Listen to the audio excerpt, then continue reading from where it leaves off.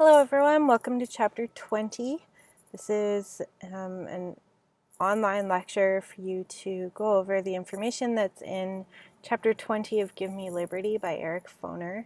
And we'll be looking at business culture to the Great Depression. So this is covering the 1920s. We left off at World War I, and this is the aftermath, and it's what's between World War I and World War II. But in the following weeks, we'll begin talking about the New Deal. So this is mostly focused on the 1920s, a little bit into the 1930s. So the overview of what we're going to be talking about is that the U.S. was seen internationally as a conservative and uniform place. The idea was that there was mass consumption and assimilation. So everybody was living the same sort of life. Everybody had access to the same sorts of things. They had access to the same clothing. That was the idea. And that people were not particularly daring. They wanted to live a quiet, peaceful, eventually suburban sort of setting life. So there remained within that, in reality, this tension between rural and urban. So city and the hinterland, or city and farmland. Traditional and modern, usually one's associated with the other. Traditional and the rural, urban, modern, and consumerism and lack thereof. And the lack thereof follows class lines typically, but also people had obviously less access to manufactured goods if they lived outside of the urban areas. There was also a continuation of tension between new immigrants and those who were born in the United States. So this sort of nativism that we've talked about throughout this semester continued and found new ways to rear its head. Warren G. Harding, who was president at the time, died in 1923 of a heart attack. So a sudden death of a president, but not an assassination, but still something really disturbing for people to have to deal with. And Calvin Coolidge took over instead. What he was participating in was this idea of growing business, big money. This was what people were focused on in this time frame. So it's part of the reasons people refer to it as the Roaring Twenties. It's the accumulation of wealth became out of control. So car production tripled in this decade. Aviation began to grow, so planes starting to become more of interest to people, and eventually the military. Chemicals were starting to become a popular consumption object. And steel continued to be important. Rubber began to be important, continued to be important really, with being able to harvest rubber more efficiently and use it more efficiently in the products that it was used in, like tires, for example. And with the rise of car production, you have the rise of steel and rubber and oil, all related to that. The dollar replaced the pound as the world currency during this decade. So the US dollar took over British money.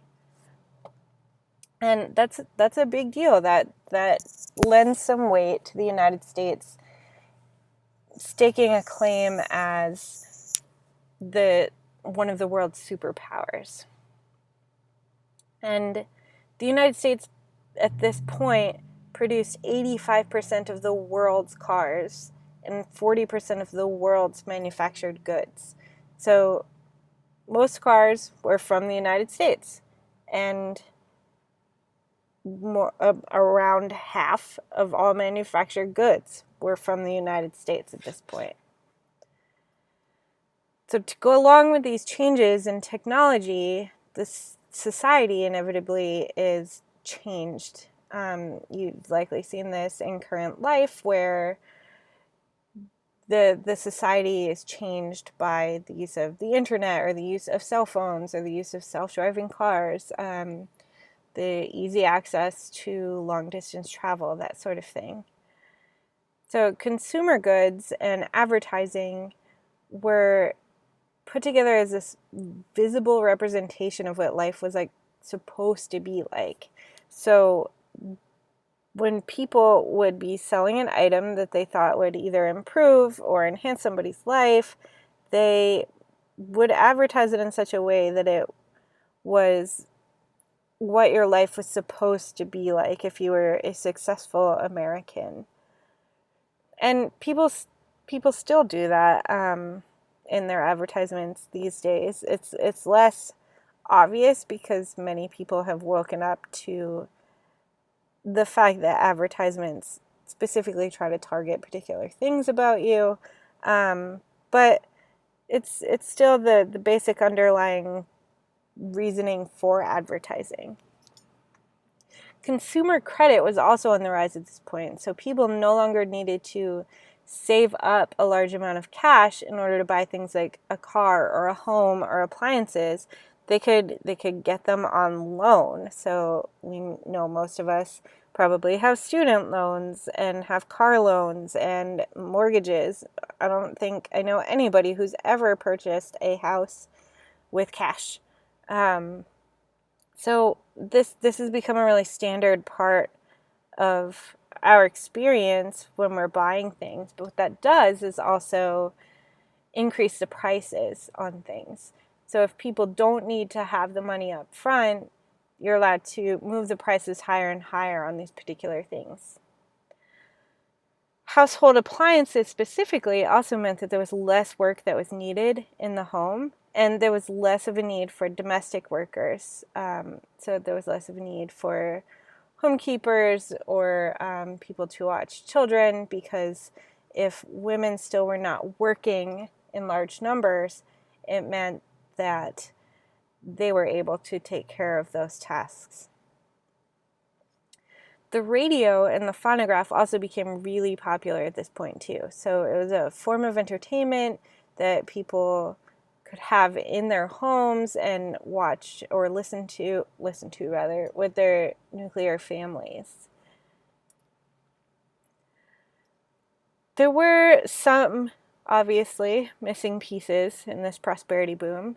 Those at the top really continued to rise faster and faster, while those at the bottom in the producing classes were falling further behind.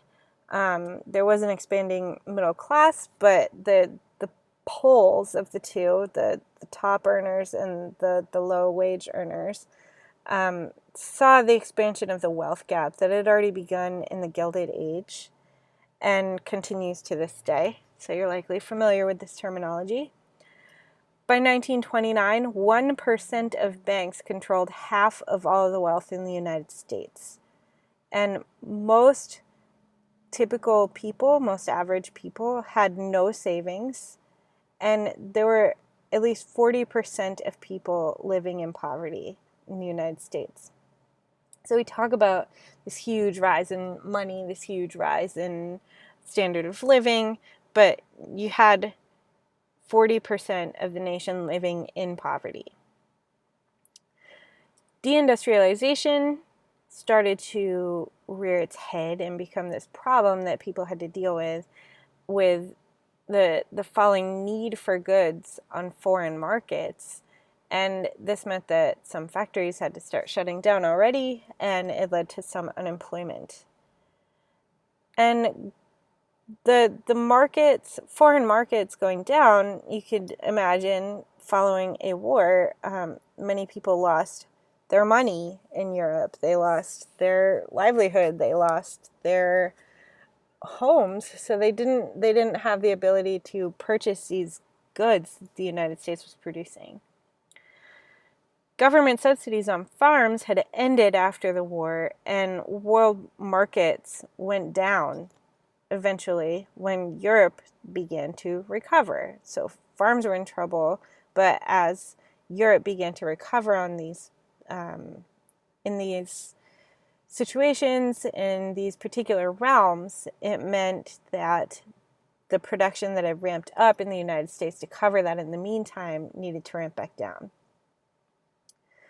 The rise of the factory farm also contributed to this. With the mechanization of farming, less people were needed, more land was being compromised, and the idea of monocrops, extremely large monocrops, was being put into place.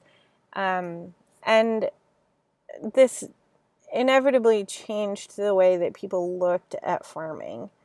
Once they were able to expand to these large-scale operations like they had for cotton plantations and tobacco plantations, they didn't necessarily understand at the time that it was going to do damage to the land, that it would eventually do damage to the environment, and that it would do damage to the employment within farming. Ford and Hoover were seen as cultural heroes at the time with regard to business, and labor was really suffering. So this is sort of a rise of the people at the top during this time frame. And this is oftentimes placed as a backlash to the progressive era that we talked about, which was trying to move social issues forward. The stock market was on the rise, and there were changing opinions of big business after there had been propaganda campaigns. So the government was attempting to reposition big business as a good thing. Labor was really suffering under this, and specifically under what's called the American Plan, which meant that there would be an open shop, meaning no union membership was necessary to work there. The shop would be free of government and union regulations, meaning that the employer could determine what they wanted their shop to operate like. And company unions were run by management of the company itself rather than by the people. And there were blacklistings of people who went on strike. And if people did go on strike, strike breakers were used to end the protests oftentimes. They figured they could get people to do the jobs, so they would just put other people into these jobs instead, and people would lose their jobs, and encouraging them not to go on strike in the future. The ERA was also a huge focus of this time frame. It's actually still not been ratified, but the ERA is the Equal Rights Amendment, and this was a new focus for organized women's movement following the ability to vote, which was established, as we know, federally speaking, in 1920. And there was a pretty big schism between the goals of white women and those of African American women. There were different groups paying different levels of attention to the issues of wealthy white women, poor women, and under the category of poor women was oftentimes African American women as well. And then there were different issues even tied in with that. So you have this idea of intersectionality, that it matters who you are, where you are, and what class level you fall into, what you need to do for work, if you need to work, all sorts of things. So there were also differences between women who wanted to rely on maternalist aims and those who wanted to fight for autonomy and the right to work. So some women were concerned that the ERA would take away mother's pension, and also special concerns for physical labor at work. So some women who were working in factories especially were concerned that the special rules that were applied to women as childbearers would be taken away under these laws. Alice Paul, who we talked about this past week, the woman who chained herself to the White House fence, was the leader of the National Women's Party, and she submitted the ERA, which would have eliminated all legal distinctions based on sex. So that was the idea. It was to say that there couldn't be lower pay, for example, for women, or that they couldn't be denied a particular job solely based on their sex. So there were concerns on both sides of this argument that people wanted to make sure that they were covered for the different things that would actually happen to only women, and they wanted to, at the same time, make sure that they weren't excluded for things based on being a woman specifically. For the middle class, and especially the upper class, women were experiencing changes in their lives with consumerism. Consumerism began to represent this ultimate freedom. So women started being able to go out in public in short skirts. They began to be able to smoke and drink and take birth control. Obviously, birth control is not a pill at this point. We'll get to that in the 1960s. But they were able to use family planning methods, and sexual freedom was a huge part of this. So there had been this long-standing tradition of women being considered a fallen woman should she have relations with somebody before marriage. Men were not subject to the same sort of shame. And divorced women were also considered to be pariahs, and men were not subject to the same sorts of concerns. So many women were fighting back against this tamping down of their sexuality and being punished essentially for going through something like a divorce. And part of this meant these public displays of freedom, including cigarettes being advertised as women's torches of freedom. But a lot of it was available to them only after they were actually married, which meant that or until they were married, excuse me, after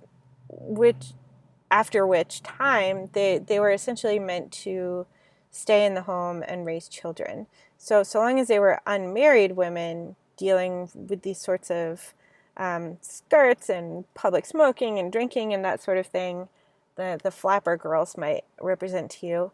As soon as they got married, it would be bad behavior for them to continue these activities. The Republican era was basically this concentration on business dealings and turned towards the private life rather than the public life. So less of an idea about what's good for the greater good and more of an idea about what was good for individuals. And of course, there's gray area in all of this. So it was simply a turn towards more of a concern about yourself or your immediate family rather than all of your neighbors. And consumption had replaced politics at this point as the major interest. In 1896, 80% of eligible workers had voted, and then by 1924, it was less than 50%. There were a lot of reasons for this. Some people were sick of the whole process. There were women who were intimidated not to vote. There were obviously African American men and women who were intimidated not to vote or under threat of violence. So there were people who were technically allowed to vote but did not. And this is still a notable drop, but there was this concern with consumption rather than politics. It gave people something else to talk about and something that most people were going to participate in. The government became even more entrenched in business dealings and actually overturned a lot of the progressive protections that children had, and women's minimum wage, and all sorts of other labor wins. Many of these got overturned at this point under this American plan where you open the shop and give the employer a lot more freedom So they saw this as the employer being the backbone of America and gaining freedom rather than the workers taking over. The Secretary of the Interior, Albert Fall, was the first cabinet member in history to be convicted of a felony for accepting $500,000 from businessmen for leasing government oil reserves. So it's the first cabinet member in history to be convicted of a felony. It doesn't seem that far-fetched. Now, these days, we've seen plenty of people over the decades who have been convicted of crimes and felonies and misdemeanors who are involved in any particular campaign or administration, excuse me. The 1920s were a time where restrictions to civil liberties were pretty grave and widespread. We talked a lot about the restrictions on freedom of speech leading up to this, and that continued. And civil liberties are oftentimes referred to as the rights an individual may assert even against democratic majorities. So this is to say, even if you're in the minority on something, that you still have these basic civil rights. So being able to vote, for example, or being able to pursue work, these sorts of basic liberties. Freedom of speech had been under attack during World War I. We talked about the laws that went, the Espionage Act and the Sedition Act, which tamped down, especially on labor leaders and anarchists who were talking about wanting to overhaul the governmental structures.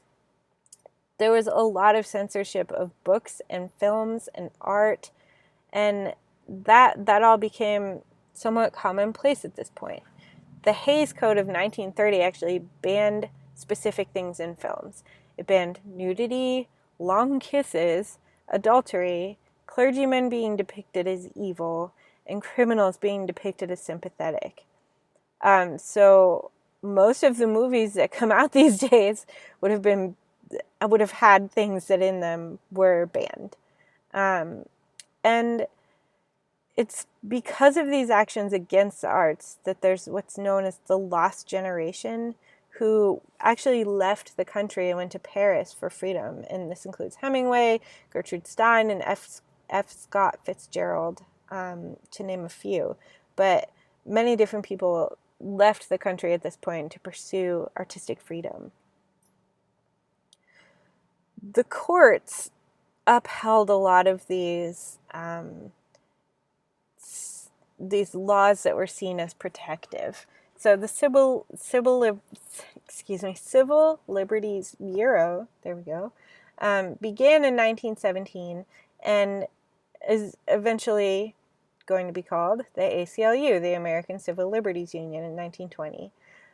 So that is still a group that fights for different groups, not even always groups that most people would agree with, but they fight for the causes that most people believe in. So one example that you might think of that they fought for that was less endearing is the right for a neo-Nazi party to gather and say what they wanted.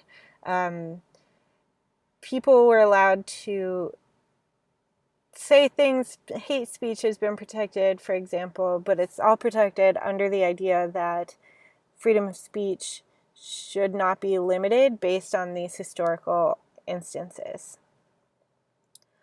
The Supreme Court upheld the Espionage Act and the convictions of those who were punished under that law. So this is the one where you have a limitation on what people can say against the government, and against the way that the country is run socially as well. Being critical of the nation was not allowed. Oliver Wendell Holmes, who was a justice on the Supreme Court of the United States, and also the one who famously sentenced Carrie Buck, who we talked about last week, to be sterilized, stated that they could prohibit speech that poses a clear and present danger. So this was left somewhat vague, and in this being left vague, it meant that people could determine on a case-by-case basis what represented a clear and present danger. Eventually, the court went the way of free speech, as we know. It's relatively protected at this point, and declared things like Ulysses as not banned material anymore. And this was a turning point in the censorship of literature by the high courts. So things weren't legally banned at that point anymore, but it didn't mean that localities weren't banning things, because they were. Part of this banning of these sorts of things was really appealing to fundamentalists within the nation. So evangelical Protestants were particularly alarmed by the loosening morals and the decline of traditional values as they saw them during the 1920s, with the rise of women's rights and women being able to act as they chose, and for these lax rules between young people in general. They also perceived of Catholic and Jewish immigration as threats to the Protestant base of the United States. They thought that with these different religions moving to the nation, that eventually this evangelical Protestant base would be taken over. There were also Protestants who were called modernists who wanted to merge religion and science. And that was also alarming to the evangelical groups. So by accepting science in any way, it was going in the face of what these evangelical Protestants believed. Billy Sunday was a pro baseball player, but he turned into a revivalist preacher. And he was anti-modernist, meaning not in favor of scientific inquiry, and denounced everything from alcohol to Darwin. And prohibition was a big focus for the evangelical groups. They had not wanted this to be overturned at any point. They were hugely in favor of the 18th Amendment, and this ended up being a precursor to the more modern war on drugs, really being backed by evangelical groups. The Scopes trial, in this vein, is one of the most famous trials in recent U.S. history, if not all of U.S. history. It took place in 1925 in Tennessee and focused on religion versus secularism. So John Scopes was a teacher in a public school, and he was arrested for teaching the theory of evolution, which was illegal in Tennessee at the time because it contradicted the Bible. Scopes and the ACLU said that there needed to be freedom of expression and freedom of independent thought, and that religious intolerance and the merger, in this case, of the church and state, because it was public school, was un-American. So the church had no right to intervene in the public school. The jury found him guilty, however, but his sentence was later overturned by technicality, but the jury did indeed find him guilty. And there are many religious groups that made their own schools at this point where they could control the messaging and teach only religious ideas. And there are still schools in the United States that will not include evolution in their textbooks, or they will teach it alongside creationism.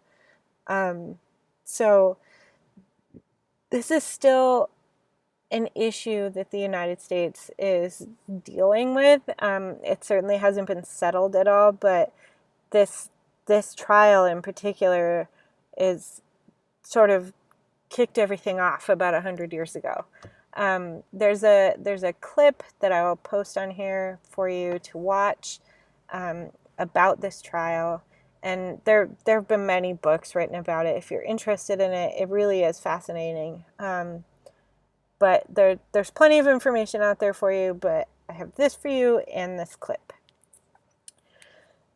The KKK was reborn at this point. I told you earlier in the semester that they'd taken a sort of hiatus at the end of the 19th century, and it was reborn following the lynching of Leo Frank. He was a Jewish factory manager accused of killing a teenage girl in Atlanta, and this sort of revived this movement against Jews, and there had been a continued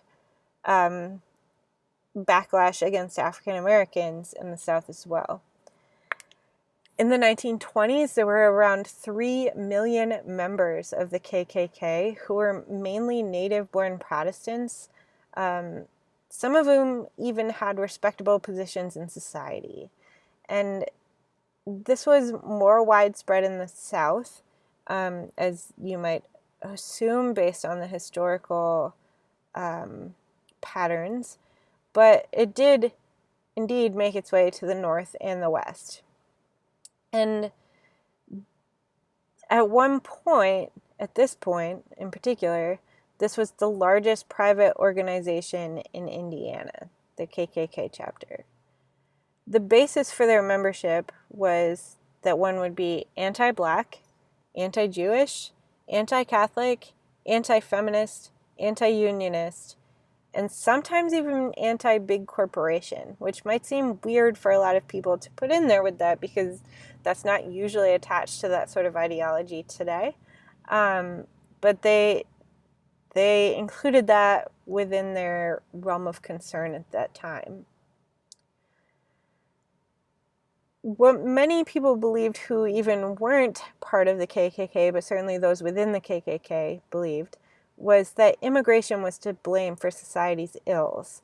Oftentimes throughout the centuries, immigration has been blamed. There's this fear of the other.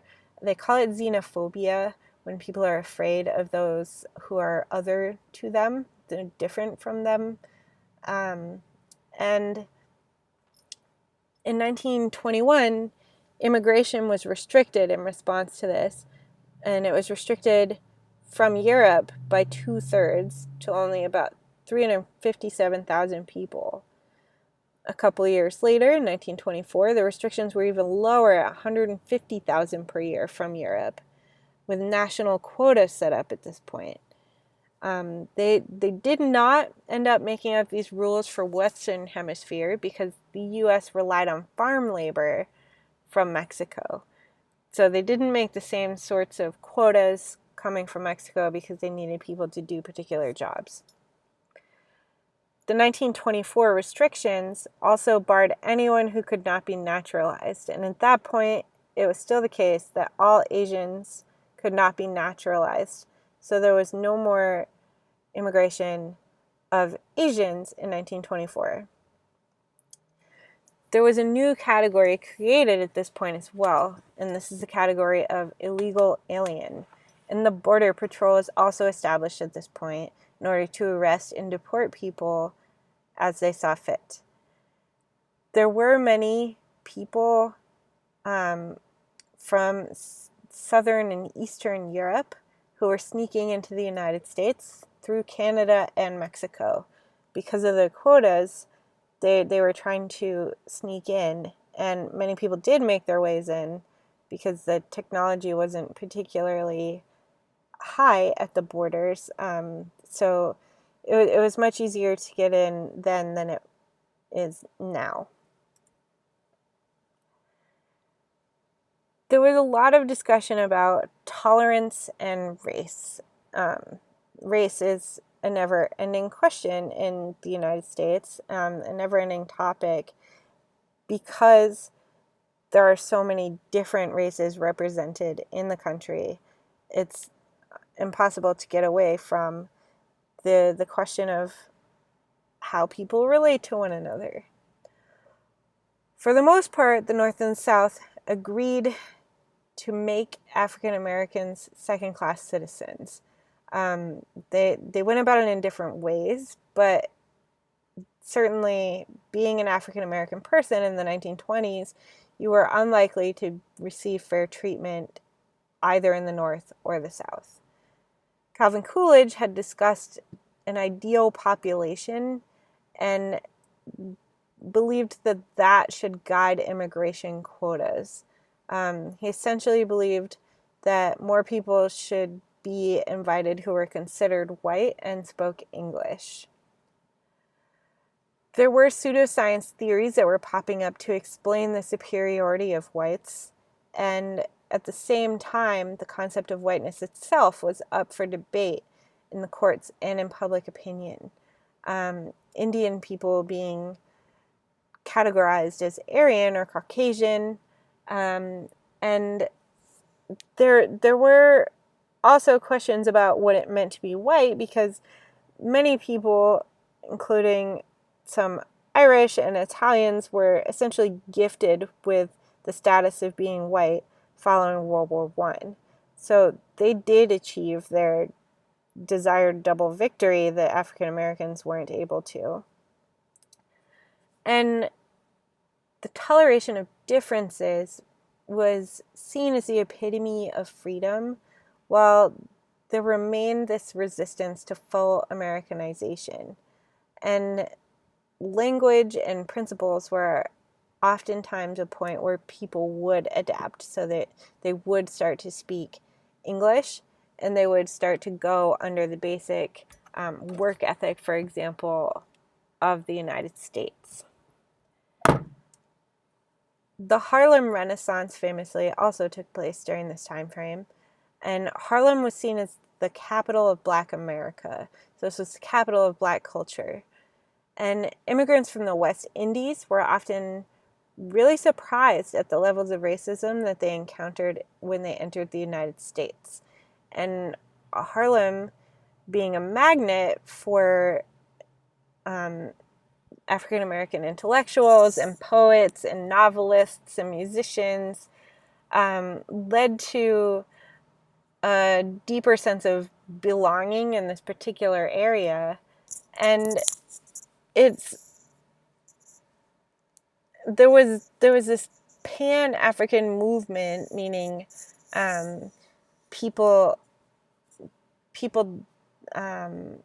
coming from different African backgrounds, which meant that the roots of the Black experience were stemming from Africa, the rural South, and urban ghettos. All of this combined, this African culture, this Southern culture, and then this more northern urban culture, combined into what they called the New Negro. And this is who you saw mostly in Harlem at this point. It was middle class to upper middle class African American families. And this was something that hadn't really been seen up till this level at this point, because people hadn't had access to these sorts of experiences. There's a mini bio video that I'll post for you about Langston Hughes, who's one of the more famous figures from the Harlem Renaissance, so I'll let you watch that. And Claude McKay, we already read a poem from him about the lynching, but this is another more famous poem from him at this time. It's called If We Must Die. And he says, "If we must die, let it not be like hogs, hunted and penned in an inglorious spot, while round us bark the mad and hungry dogs, making their mock at our accursed lot. If we must die, oh, let us nobly die, so that our precious blood may not be shed in vain.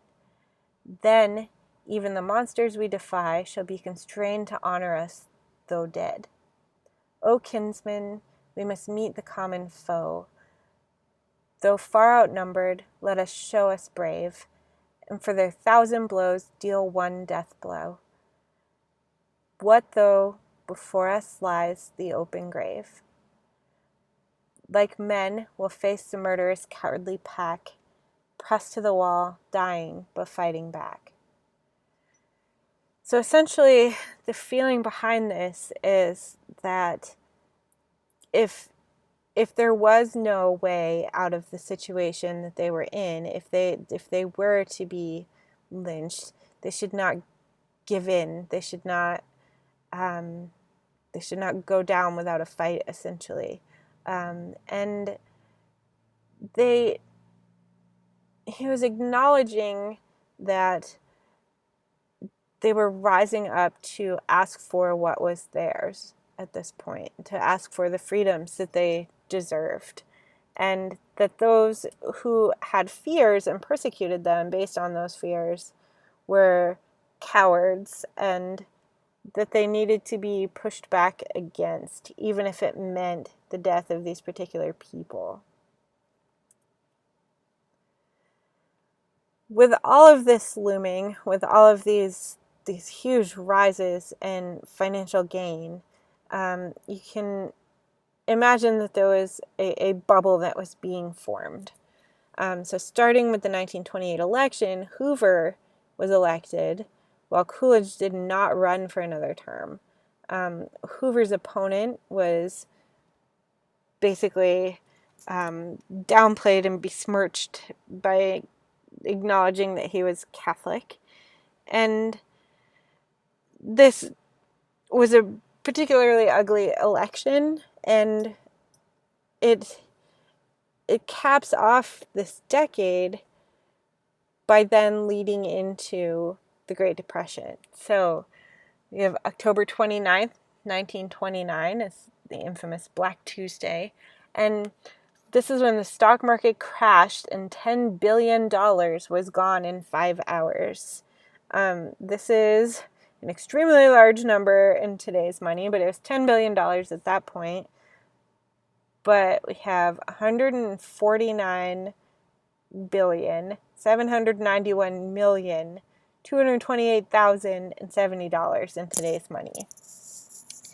This signaled the beginning of the Depression, but it wasn't the first inkling that something was wrong. So just like with most recessions and depressions, it didn't come from nowhere.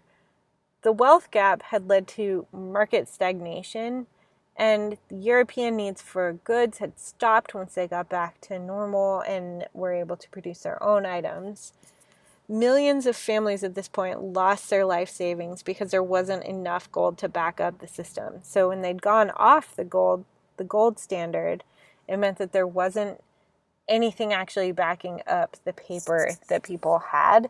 And when they needed to go cash it in, there was nothing to cash it in for. From 1929 to 1932, U.S. Steel stock went down from $262 per share to $22 per share. So over 3 years, it fell drastically. And GM stock went from $73 per share to $8 per share. It's at the same time that 4/5 of the Rockefeller fortune dried up, and 11 million people, which was a quarter of the population in the United States, had no work. So this was a really dire circumstance, not only for the people on top, but for regular people. There were breadlines, and there was widespread poverty, as like the country hadn't seen before. And people moved to shanty towns when they had to abandon their homes when they couldn't afford to pay for them. And they called these little shanty towns Hoovervilles for the president. And when they were evicted from their homes for non-payment, they moved into these public parks and abandoned land.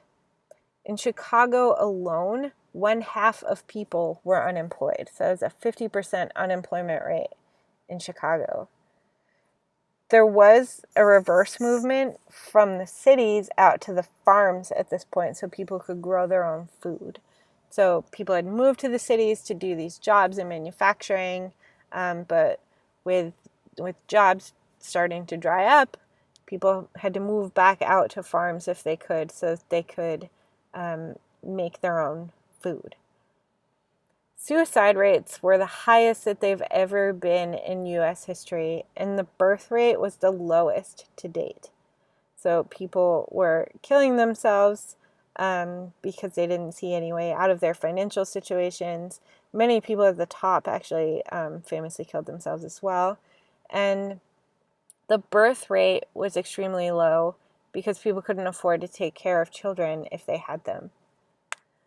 Wall Street had been participating in dirty deals, restrictions had been lifted, eyes turned the other way, and this had caused bubbles, and many engaged in insider trading to get out before the crash. So some people got out before everything fell apart, but most people were stuck somewhere within this. In response to this situation, there were many, many protests across the nation. In 1932, famously, there were 20,000 unemployed veterans who marched in Washington, D.C.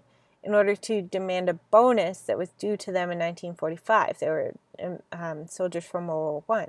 And they were run out of town by federal soldiers. So they were asking to be paid earlier than they would have been, and soldiers were marched out of town.